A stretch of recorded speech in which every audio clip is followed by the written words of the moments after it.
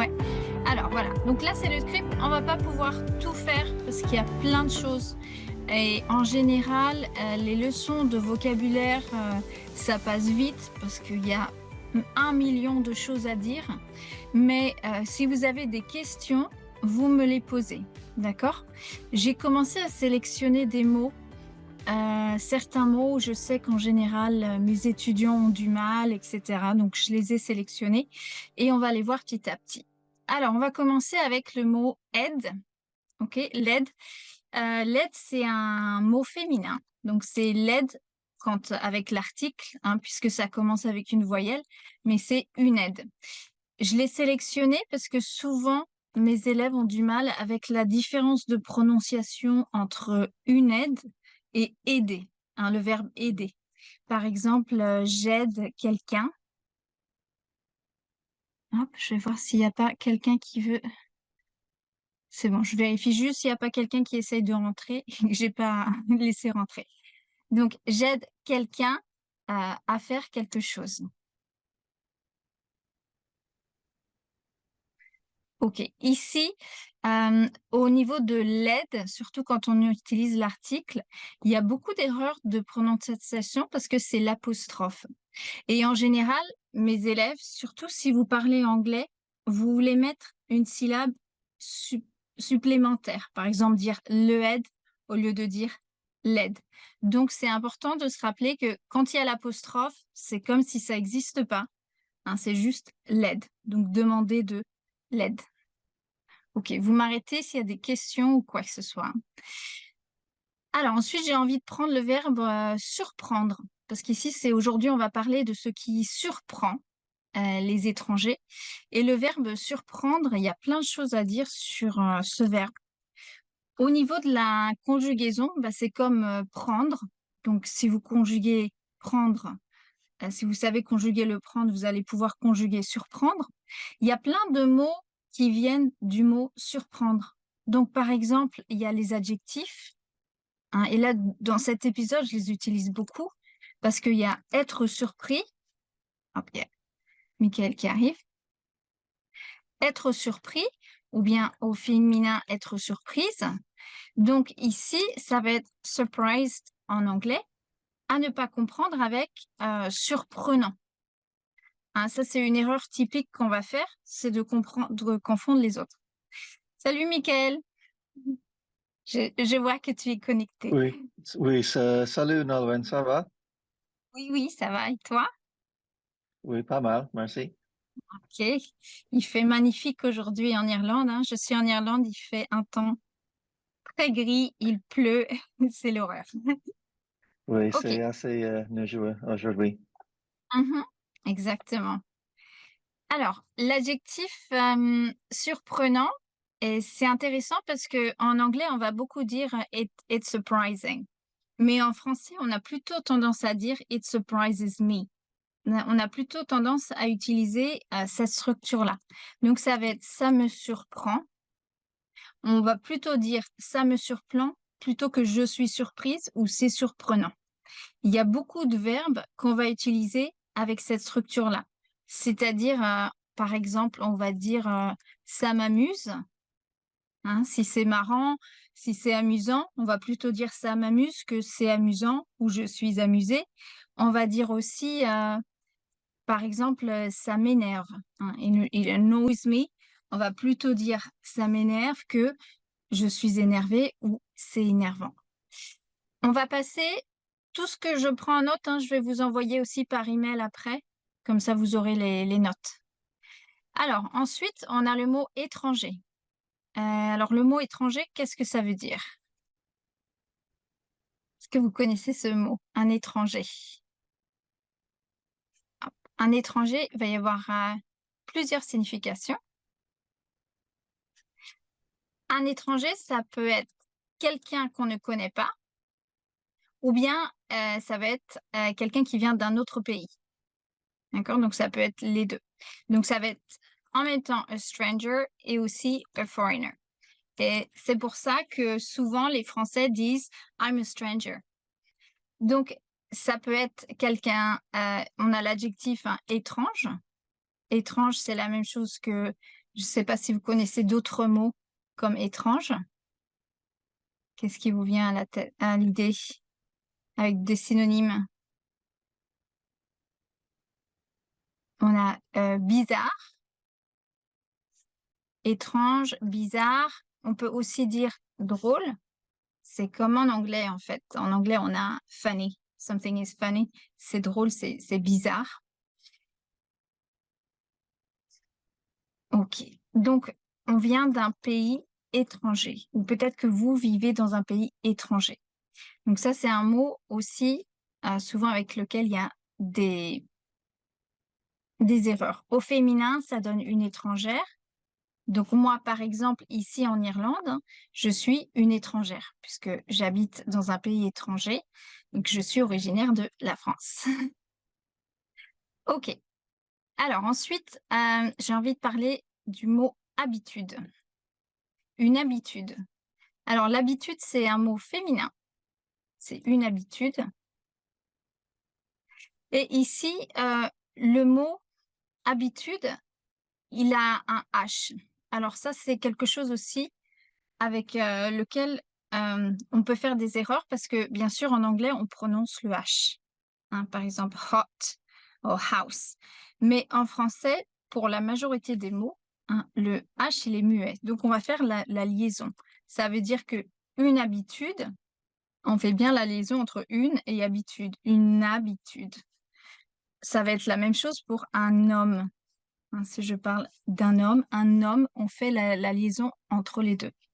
Il y a certains mots avec lesquels on ne fait pas la liaison, comme par exemple, si je pense à beans en anglais, ce sont des haricots. Et là, on ne fait pas la liaison. Je crois que c'est parce qu'il y en a un qui vient d'une origine grecque et l'autre d'une origine latine. Ça dépend de l'origine. C'est pas grave si vous faites la liaison ou pas. Mais en tout cas, pour habitude, hein, une habitude, on fait la liaison. Donc l'habitude, on peut utiliser l'expression avoir l'habitude de plus un verbe ou quelque chose. Hein, ça peut être quelque chose ou un verbe. Donc on peut donner des exemples. Hein. J'ai l'habitude de me lever tôt. Hein, si vous vous levez tôt pour le travail et que vous le faites tous les matins, alors vous avez l'habitude de le faire. On peut aussi dire l'adjectif, hein, je suis habitué. J'ai mal écrit, habitué. Je suis habitué. Hein, so I'm used to something. Je suis habitué à quelque chose ou à faire quelque chose, c'est pareil. Ça va être le verbe ou pas. Donc, je suis habitué à me lever tôt, par exemple. En ce moment, moi, je suis pas habituée du tout à me lever tôt. Pas comme avant. Surtout que dans le van, ça prend beaucoup de temps de se lever. Donc, en général, j'ai jamais cours très tôt le matin parce que ça prend beaucoup de temps. Ok. Ensuite, ici, vous m'arrêtez si vous avez des questions ou s'il y a quelque chose dans la transcription que vous comprenez pas. Ensuite, j'ai choisi le mot grandir. Là aussi, il y a pas mal de questions sur ce mot-là. Alors, grandir, hein, dans grandir, on voit le mot, je vais juste commencer, c'est pour soi gros. Grandir, on a le mot grand dedans. Hein, grand. Alors, grandir, c'est devenir grand. Donc, par exemple, un enfant grandit, il grandit vite. Un enfant grandit vite. So he grows up very quickly. Un enfant grandit vite. Ça, c'est le verbe grandir. Par contre, le verbe grandir, il est souvent confondu avec le verbe pousser. Alors, le verbe pousser, il a deux significations parce que ça peut être to push. Par exemple, la porte, on peut la pousser ou la tirer. Ou alors, ça va être grandir, mais pour les plantes. Hein? Donc, une plante pousse, alors qu'une personne, elle grandit. Grandir, ça peut être utilisé aussi de manière plus abstraite, par exemple pour une entreprise. Hein? Une entreprise grandit, ça marche aussi. On ne va pas dire une entreprise pousse, ça va être grandit. Alors, grandir, c'est un verbe du deuxième groupe. comme finir, en fait. Donc, ça va être la même terminaison que finir. Donc, souvent, quand on veut parler de souvenirs de son enfance, on va dire, par exemple, hein, j'ai grandi dans le sud de la France. Hein, si on parle de son habitude, quand on était petite, où est-ce qu'on a grandi? On va utiliser cette expression-là, j'ai grandi dans le sud de la France. On peut aussi dire souvent en grandissant. Si on veut décrire quelque chose pendant qu'on devenait grand, hein, on va utiliser le gérondif en grandissant. Ok. Alors, en tout cas, oui, grandir, c'est devenir un grand. Alors, je reviens dessus, hein, je vais juste voir ce que j'ai d'autre. J'ai principalement Bretagne. Ok. Il y a beaucoup de mots de toute façon, donc alors, principalement, je l'ai choisi parce que, ben, en anglais, on dit plutôt mainly. Et comme parfois on réfléchit au mot, on ne pense pas forcément à commencer ce mot avec un P, parce qu'il est un peu différent. Mais il y a un mot similaire, je crois. Je ne sais pas si en anglais on dit principally, je ne suis pas sûre en fait. Vous me dites si ça existe. Mais en tout cas, on a le mot principal dedans. Un principal, donc c'est ce qu'il y a de plus important, c'est le principal. Et c'est pour ça qu'on utilise le mot principalement. Et puis ensuite, j'avais sélectionné le mot la Bretagne. Alors, je sais qu'il y en a qui habitent en France. Rebecca, par exemple, tu habites à Nantes. Nantes, c'était la capitale de la Bretagne. Je l'ai seulement choisi parce que si vous n'êtes pas familier avec la France, par exemple, moi, quand j'étais en Argentine, ils ne comprenaient pas d'où je venais quand je disais que je venais de la Bretagne en France, parce que pour eux, c'était la Grande-Bretagne. Donc, ils ne comprenaient pas si j'étais anglaise ou française. Et c'est pour ça que j'ai choisi de sélectionner la Bretagne. Donc, la Bretagne, c'est la région de l'ouest de la France. Hein, moi, je suis originaire de la Bretagne. Donc, on a les adjectifs hein, breton et bretonne. Hein, donc, c'est de la région, moi, je suis bretonne. Je suis de nationalité française, mais ma culture, hein, ça vient de la Bretagne. Aussi, ici, dans le script, je dis que je suis originaire de la Bretagne, d'où mon prénom breton. Et alors ici, on a d'où, je ne sais pas si vous avez déjà vu ça, D apostrophe ou. Je pense qu'en anglais, on va pouvoir le traduire avec hence. Hein, hence my name, Nolwenn. En fait, ça veut dire que l'origine de mon nom, c'est Nolwenn. Donc, c'est une bonne traduction, hence. Mais c'est vraiment un mot très commun. Donc, on peut l'utiliser hein, dans tout type de langage, que ce soit formel ou informel. Donc, ici, ensuite, je dis d'où mon prénom, breton. Hein, et ça, il y a aussi pas mal d'erreurs avec le prénom, surtout quand il faut remplir des formulaires. Le prénom, c'est le first name. Et souvent, ici en Irlande, quand je donne mon nom pour les tâches administratives, ils veulent d'abord mon prénom et ils veulent mon nom de famille après. Mais en France, c'est pas comme ça. En France, ils veulent le nom de famille en premier. Donc le nom, même si ça va être en général, quand les gens disent comment tu t'appelles, quel est ton nom, ça peut faire référence au prénom ou au nom de famille. Mais en général, hein, c'est le nom de famille. Ça veut dire surname ou last name. Donc, si vous êtes en France et qu'on vous demande votre nom pour un rendez-vous médical, on donne toujours le nom de famille d'abord et ensuite le prénom.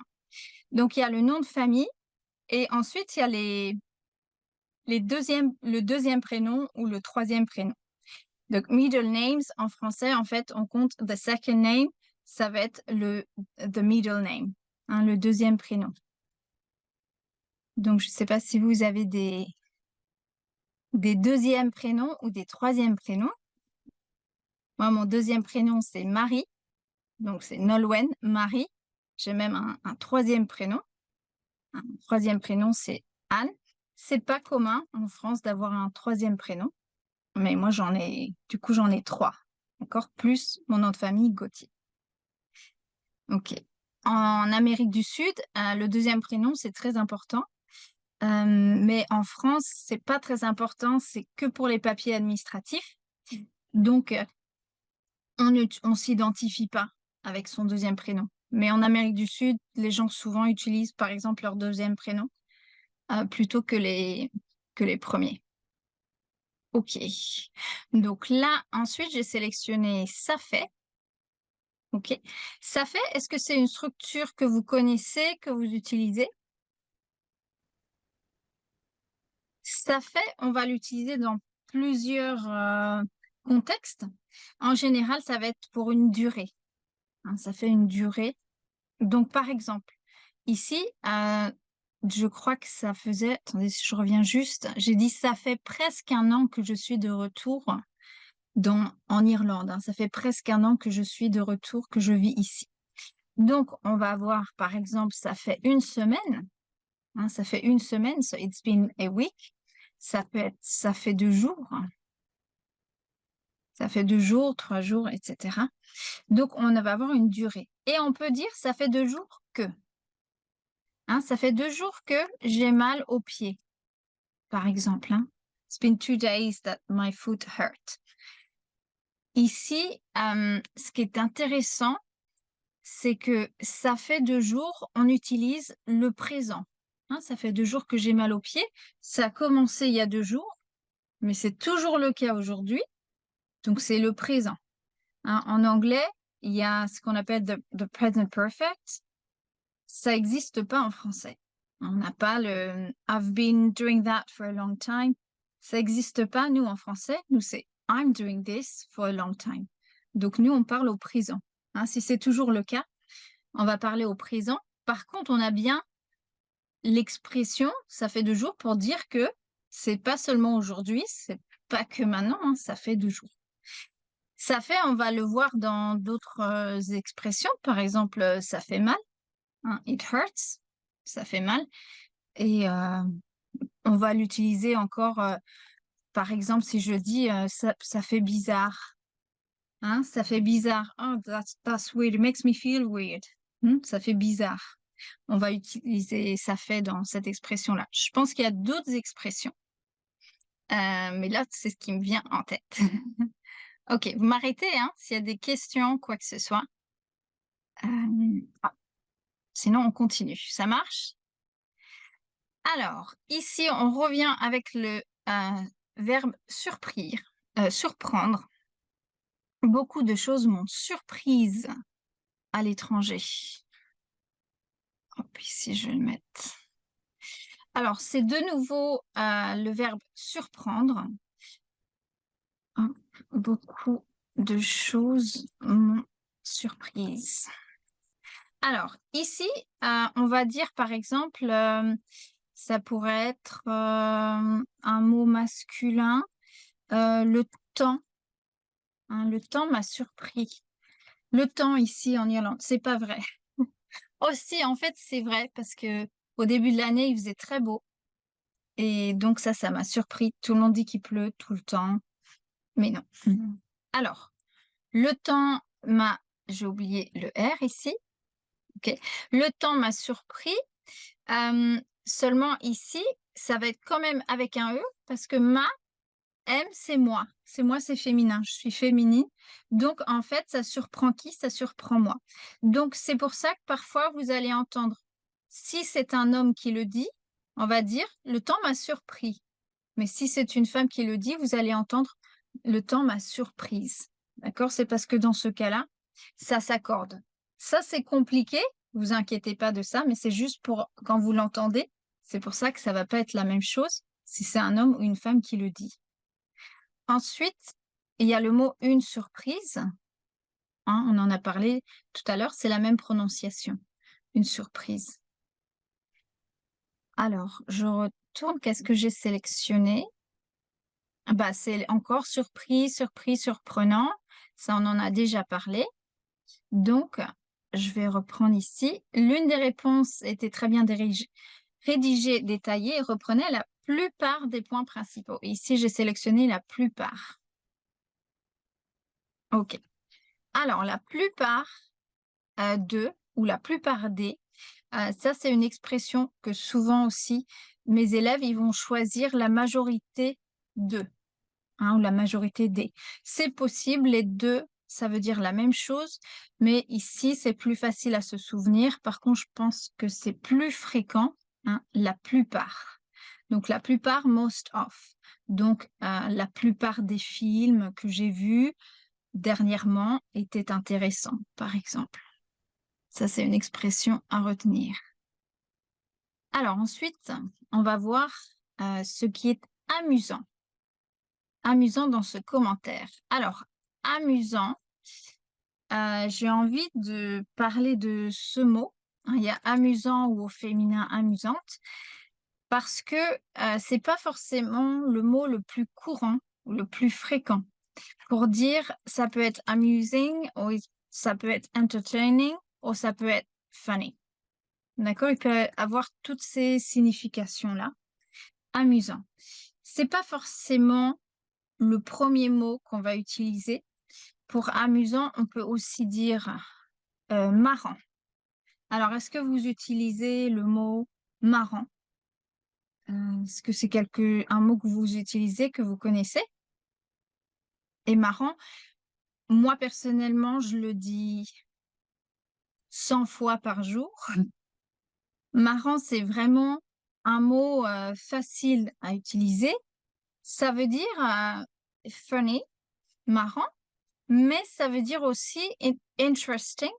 Et ça veut dire interesting in the sense that I did not think that. I did not expect that. C'est marrant. Hein, quelque part, c'est quelque chose qui me surprend. Hein. Ou alors, tiens, c'est intéressant. C'est marrant. Donc ça, c'est un mot vraiment commun. Hein, c'est marrant. Alors, après, quelque chose peut être marrant. Hein. Ce film est marrant. On peut dire ça. Ou bien, si c'était un mot féminin, ce serait marrante. Donc, quelqu'un peut être marrant ou marrante.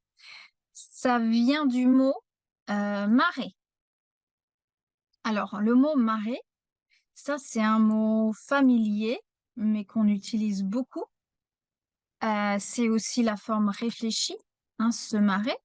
Et se marrer, ça va être la même chose que to laugh or to have fun, hein, se marrer.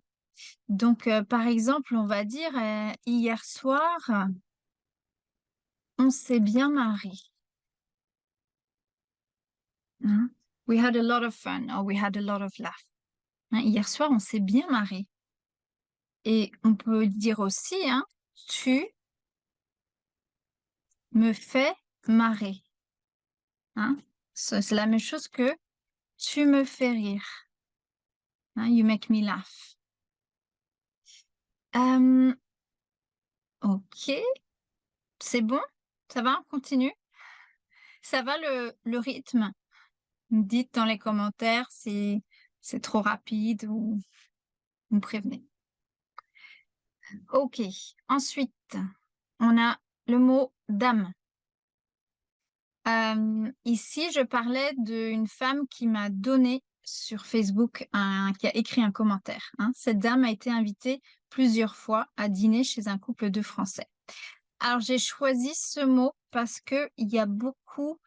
mes étudiants ne sont pas sûrs de quel mot utiliser quand on veut dire a woman, par exemple. Ils veulent décrire un homme ou une femme. Et donc, l'erreur, ça va être une madame. Alors ça, c'est pas quelque chose qu'on dit, c'est une erreur typique. Hein, par exemple, il y a une madame qui est là ou que je vois. Hein, on va pas le dire ça. On va pas dire ça. Nous, si on dit madame, ça va être moi, par exemple, on peut dire madame Gauthier. Hein, s'il y a un nom de famille, qu'on s'adresse à quelqu'un, qu'on fait référence à quelqu'un, on va utiliser madame. Sinon, on dit une dame. Donc, une dame, c'est vraiment a lady. Une dame. Par exemple, une dame âgée, ok, c'est an old lady. Bon, ouais, je sais pas si, si ça se dit bien en anglais, mais ce serait ça. Donc, ah, désolé, c'est mon chien qui boit, fait beaucoup de bruit. Ça va? Il vous casse les oreilles? Manchester, c'est mon chien qui aboie quand il y a des gens qui passent. Alors, ensuite, il y a pour un homme, on va dire tout simplement un homme. Et ensuite, l'équivalent de madame pour un homme, ça va être monsieur.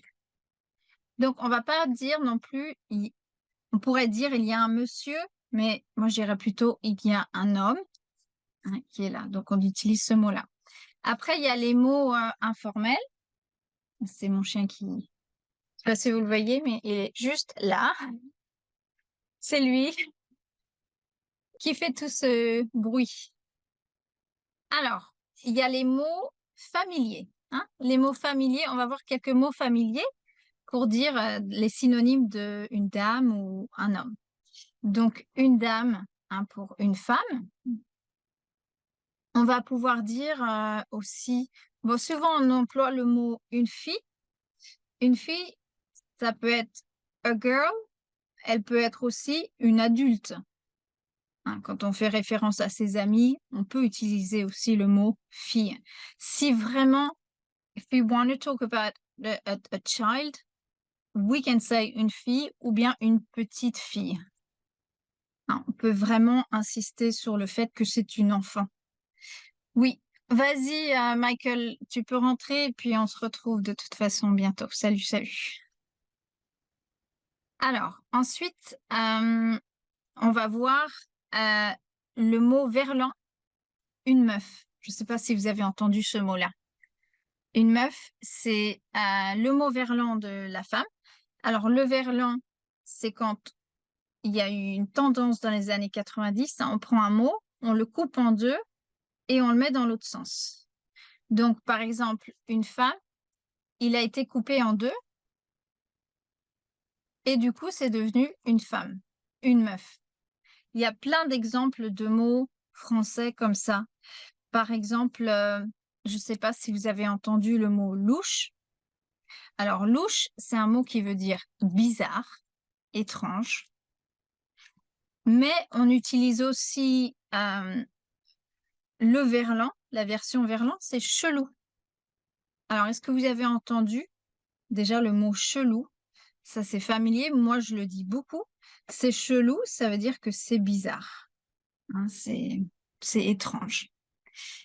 Ok. Pour un homme, si on utilise un mot familier pour un homme, on peut dire un gars. Ça marche. It's like a guy. Donc, un gars.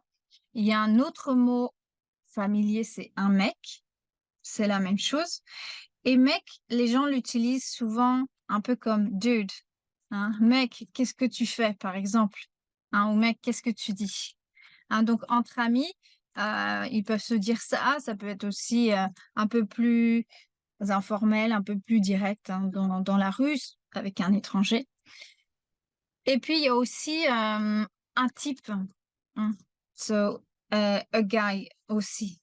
Ça va marcher aussi avec le mot un type. Par exemple, Thomas, c'est un type bien.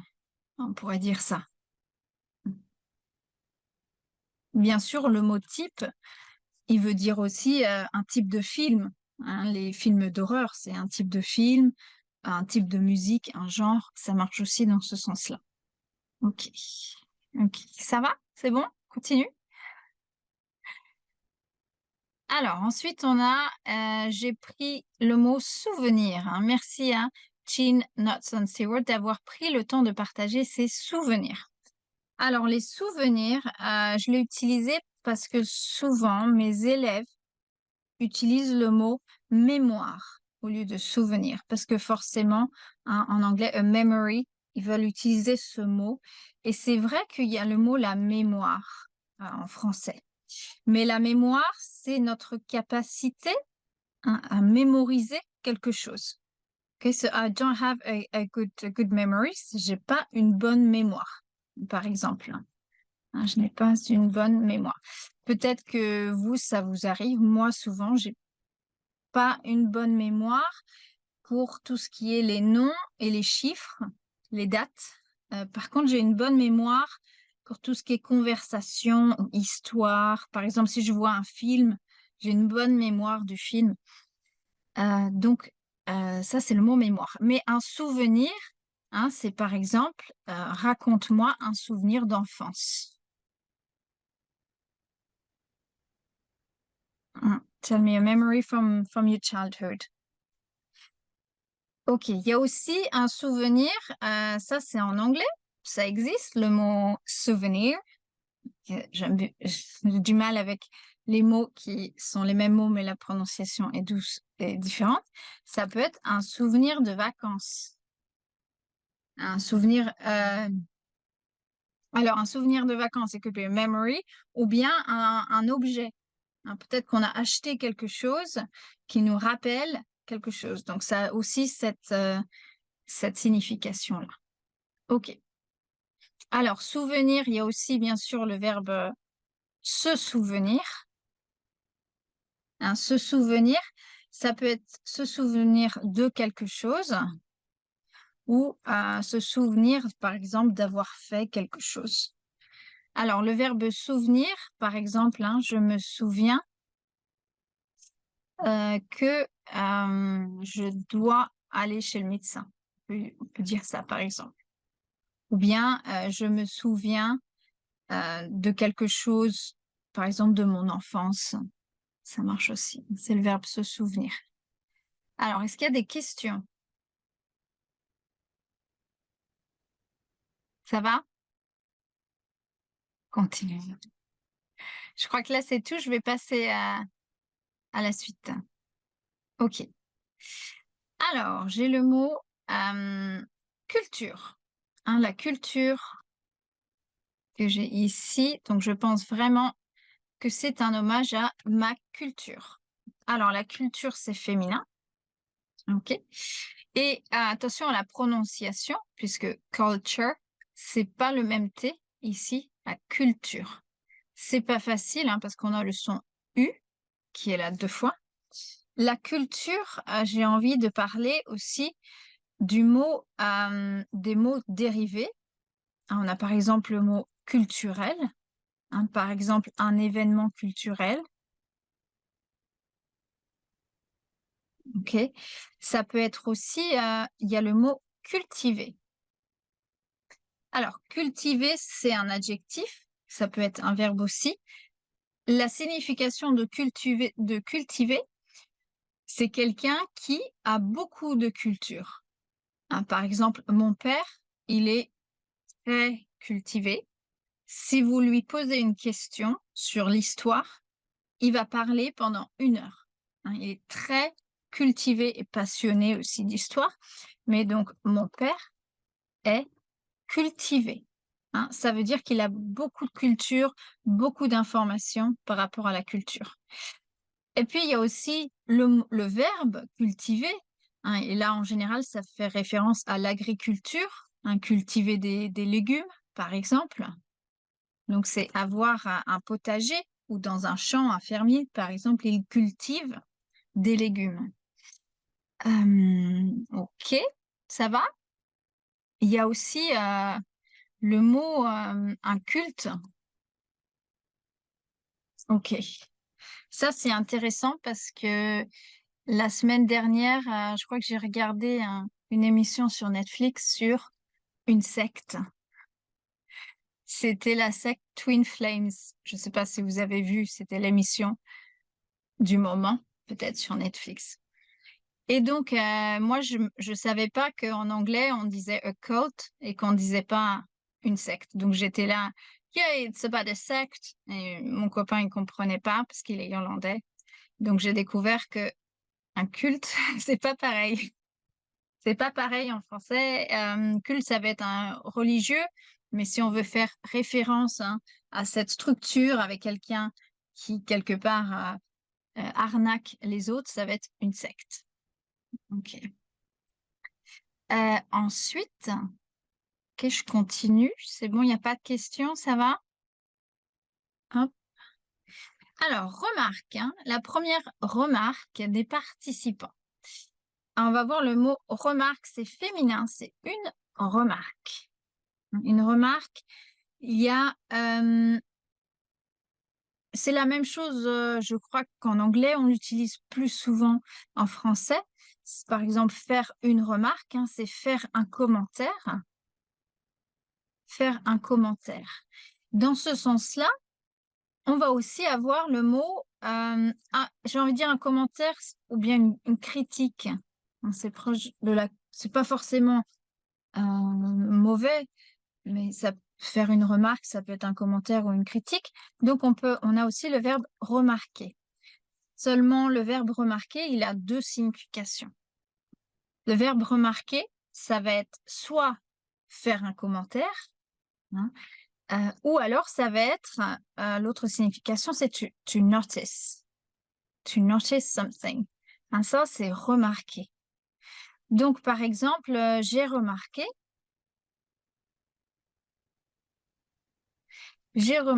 que tu avais un chat, par exemple.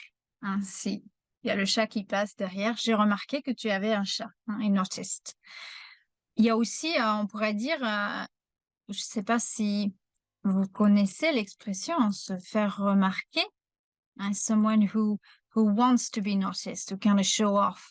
Hein, il veut se faire remarquer, ou bien se faire remarquer. Hein, ça veut dire que de manière délibérée, hein, on va faire en sorte que les gens nous regardent, se faire remarquer. Ok. Et donc aussi, on peut dire qu'ici, on voit bien sûr le mot une marque. Hein, et une marque, ça va être une trace. Hein, je crois que c'est la même chose en anglais, un synonyme, une marque, une trace. Ça peut être, il y a des marques sur l'ordinateur, hein, par exemple sur l'écran, hein, qu'il faut nettoyer. Ok, ça va? Ensuite, on va voir le mot. Alors ici, j'en ai parlé dans l'épisode bonus du podcast du mot bavarder. Donc peut-être que vous connaissez déjà ce mot. Hein, bavarder, c'est avoir une conversation sur des thèmes un peu superficiels. Donc en anglais, ça va être to chat. Hein, et ça, c'est un mot qu'on utilise beaucoup. Donc bavarder, c'est comme parler, hein, ou bien avoir une conversation. Je ne vais pas m'étendre ici parce que j'en ai parlé déjà sur le podcast, donc je vais passer directement à la suite. OK. Alors, ici, on va parler de la pause déjeuner. Manchas. Dès qu'il y a quelqu'un qui s'approche, il aboie. OK. Alors, la pause déjeuner, si vous habitez en France, vous connaissez. Si vous travaillez, vous connaissez. La pause déjeuner, hein, c'est le moment au milieu de la journée où on s'arrête. Et c'est vrai qu'en France, c'est très important. La pause déjeuner, ça dure longtemps. En général, minimum 1 heure. Dans le dernier travail que j'ai eu en France, on n'avait que 30 minutes et pour moi, c'était vraiment choquant d'avoir 30 minutes. Mais je dirais qu'en général, c'est 1 heure. Donc, ça veut dire qu'on a la pause, hein, une pause. Par exemple, on va dire faire une pause. Hein, j'ai besoin de faire une pause. Si je suis fatiguée, je travaille trop, hein, j'ai besoin de faire une pause. Et on a le mot mettre pause. Si vous écoutez de la musique, si vous regardez un film, vous allez dire ah, tu peux mettre pause. Il faut que je voudrais aller, je sais pas, aux toilettes par exemple, tu peux mettre pause.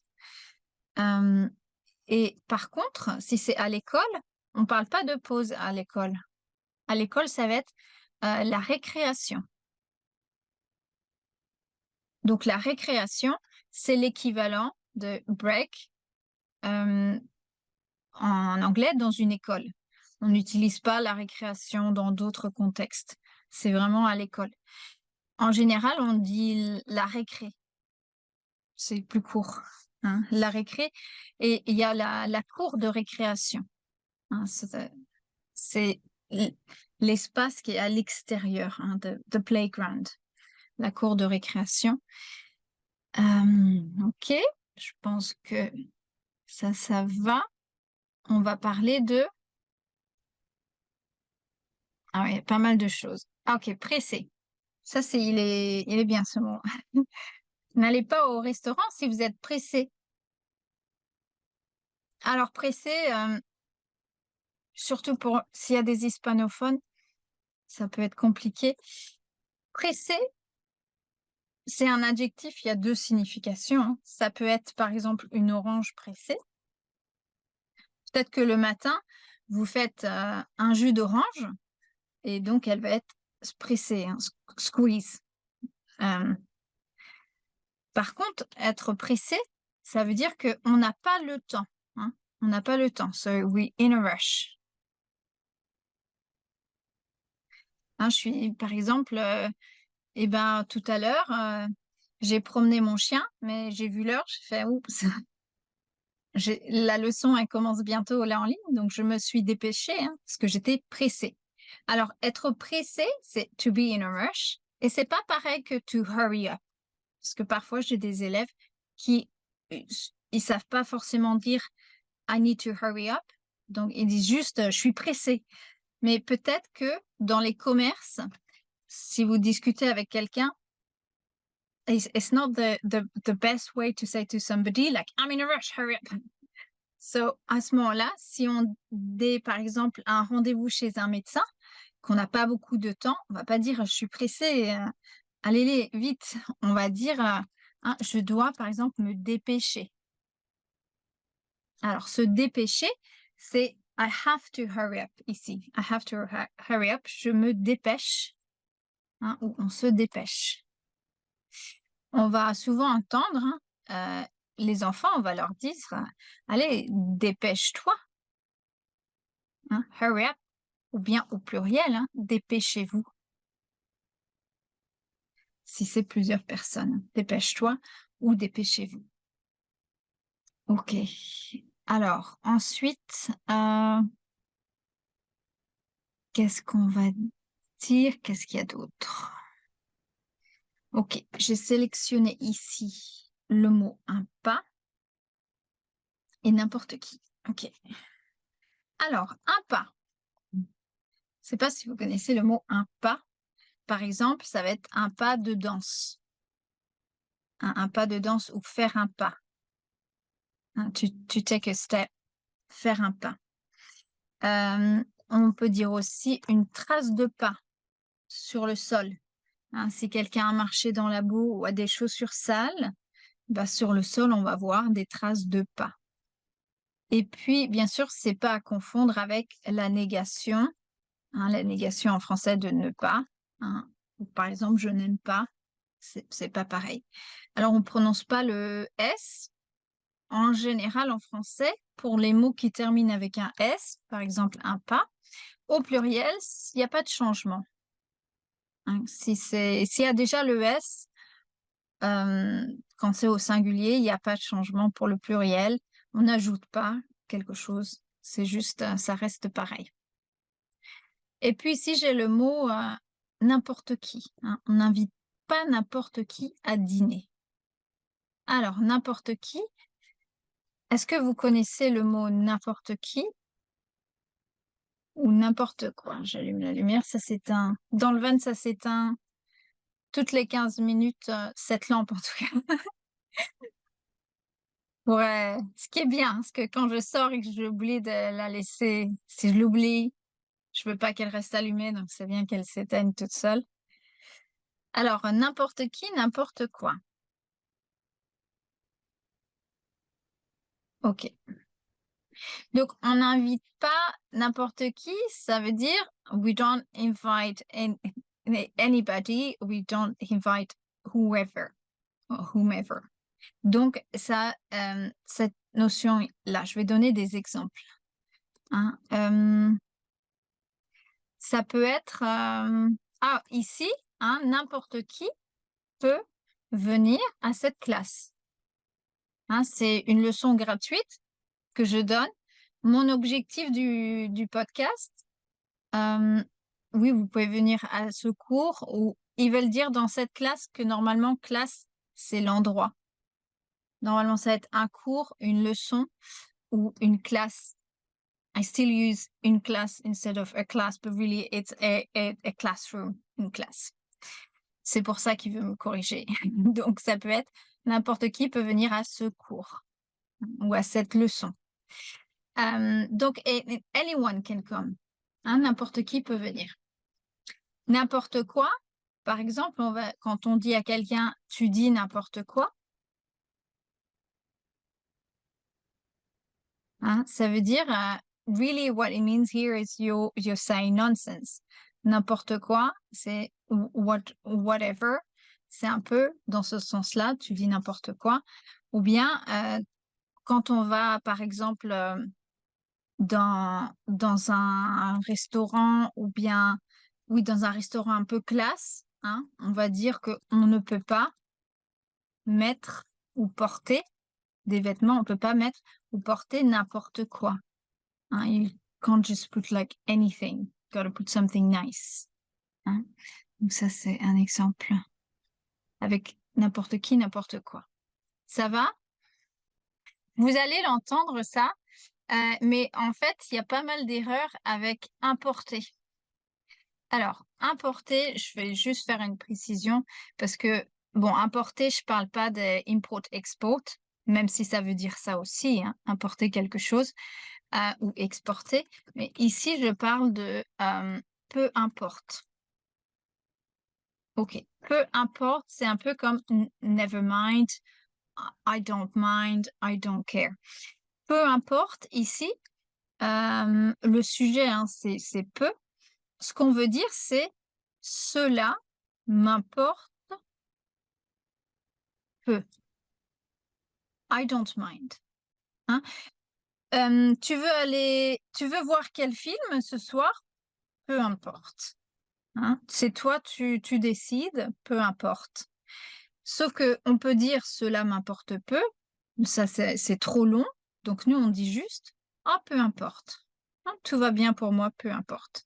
Hein, ça veut dire aussi c'est pas grave, c'est pas important. Parce qu'on a le mot dedans, on a le mot important. Hein, important. Ok. Alors je vais regarder l'heure parce qu'après moi j'ai aussi classe, donc faut pas que je m'attarde trop. Des fois j'oublie et je continue à parler. Ok, le resto.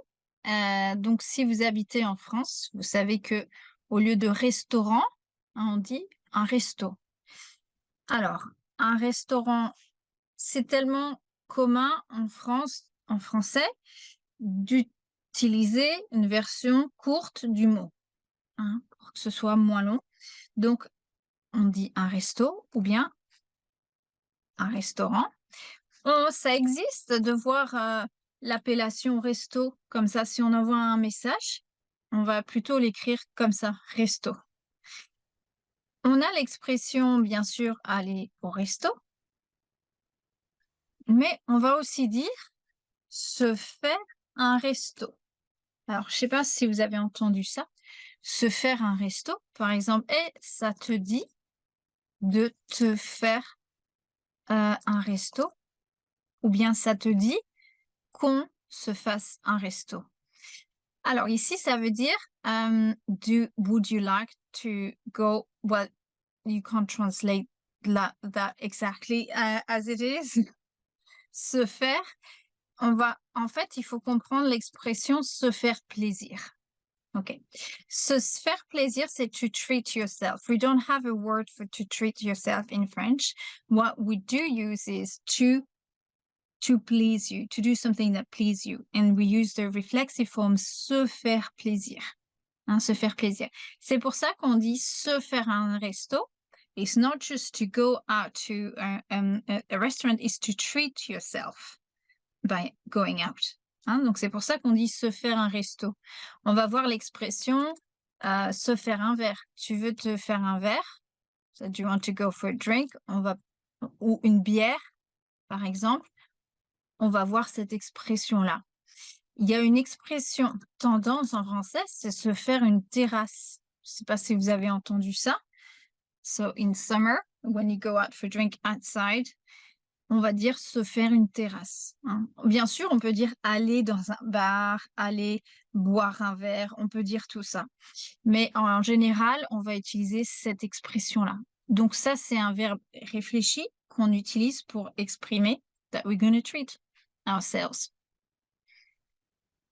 OK, et puis je vais faire un mot de plus et puis après, ben, ça y est, je vais prendre des questions s'il y en a, puis on va terminer et j'ai choisi le mot une proposition. OK. Alors une proposition, j'ai choisi ce mot parce que un des mots de la même famille, c'est proposer et j'ai été surprise en anglais parce que to propose en anglais, c'est pas exactement pareil que proposer. Je trouve qu'en anglais, c'est plus formel. OK? Donc, par exemple, si vous venez chez moi, eh ben, je vais vous proposer quelque chose à boire. OK? Alors que peut-être en anglais, on va plutôt utiliser le mot offrir, hein, to offer something to drink, rather than to propose something to drink. Hein, mais nous, en français, proposer, c'est vraiment un mot très commun, hein, et on l'utilise beaucoup. Moi, quand je disais en anglais, quand ça fait longtemps, hein, ça fait des années, je disais à l'époque à mon copain, I would like to propose you something. It's like, do you want to marry me? Il disait, non, non, c'est juste faire une proposition, faire une suggestion, hein, c'est offrir. Alors, on peut dire offrir quelque chose à boire aussi, hein, il n'y a pas de problème par rapport à ça. OK, alors, donc là, ce que je vais faire, c'est que je vais faire un copier-coller et puis je vais vous envoyer la liste, hein, dans un email.